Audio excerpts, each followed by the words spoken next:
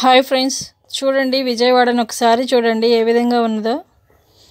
ఇక్కడ మేమైతే బాగానే ఉన్నామండి. మా చుట్టుపక్కల ఏరియాలో మాత్రం చాలా మందికి అసలు వాటర్ ఇళ్లలోకి వెళ్ళిపోయి ఇళ్ళు కూడా చాలా పూర్తిగా మునిగిపోయినాయండి.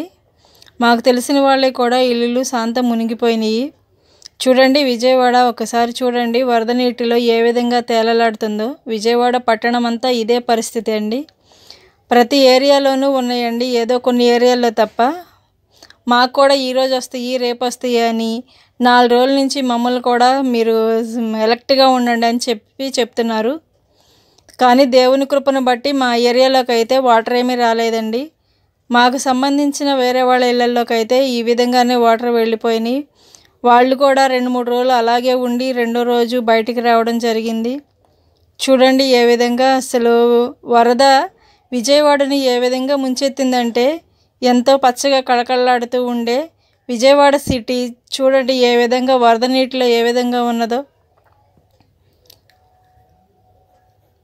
అసలు రోడ్లు అన్నీ కూడా జలమయం అయిపోయినాయండి. రోడ్ల మీద పడవలు వేసుకుని వెళ్ళి వాళ్ళు ఆహారం ఇచ్చేవాళ్ళు కూడా చాలా ఇబ్బందులు పడుతున్నారు. ఆ ఆహారం కూడా కొంతమందికి అందుతుంది, కొంతమందికి అందట్లేదు. చాలా మారుమూల ప్రాంతాలకు కూడా ఇదే విధంగా వాటర్ వెళ్ళిపోయినాయండి. విజయవాడలో చాలా కాలనీలకి కూడా వాటర్ సప్లై కానీ ఆహారం సప్లై కానీ జరగక చాలా ఇబ్బందులు పడుతున్నారండి. చూడండి ఏ విధంగా ఉందో విజయవాడలో వాటర్ అనేది. ఈ ప్రకృతి వైపరీత్యం నుండి దేవుడు కాపాడాలని మీ అనుదిన ప్రార్థనలు జ్ఞాపకం చేసుకోండి. విజయవాడ సిటీకి తొందరగా వరద తగ్గిపోవాలని, ఇంకా ఎన్నడూ కూడా ఇటువంటి వరదలు అనేది ఏ పట్టణానికి కూడా రాకూడదండి. ప్రజలు చాలా ఇబ్బంది పడుతున్నారు. ఉండటానికి నీడ లేక, తినటానికి తిండి లేక, కట్టడానికి బట్ట లేక చాలా ఇబ్బంది పడుతున్నారండి. అసలు పిల్లలతోనూ చంటి పిల్లలతో ఉన్నవాళ్ళు ఉన్నారు, గర్భిణీ స్త్రీలు ఉన్నవాళ్ళు ఉన్నారు, ముసలి వాళ్ళు ఉన్నారు. ఆహారం లేక చాలా పాటలు పడుతున్నారండి. ఆహారం కూడా కొంతమంది వరకే అందుతుంది, అందరికీ అందట్లేదు. చూడండి ఏ విధంగా ఉన్నది. అసలు వాటర్తో నిండిపోయి ఉన్నదండి. చాలామంది ధైర్యం చేసి వాళ్ళకి ఆహారం అందేలాగున చూడండి సహాయం చేయండి. చూడండి ఏ విధంగా అసలు విజయవాడ సిటీ అంతా ఇదే విధంగా ఉందండి. అధికారులు చాలామంది ప్రయత్నాలు చేస్తున్నారు కానీ ఆ ప్రయత్నాలు కొంతవరకే విజయవంతం అవుతున్నాయి. కొంతమందికి ఆహారం అందట్లుగా వాటర్ లేక చాలా ఇబ్బందులు పడుతున్నారండి చంటి పిల్లలతో.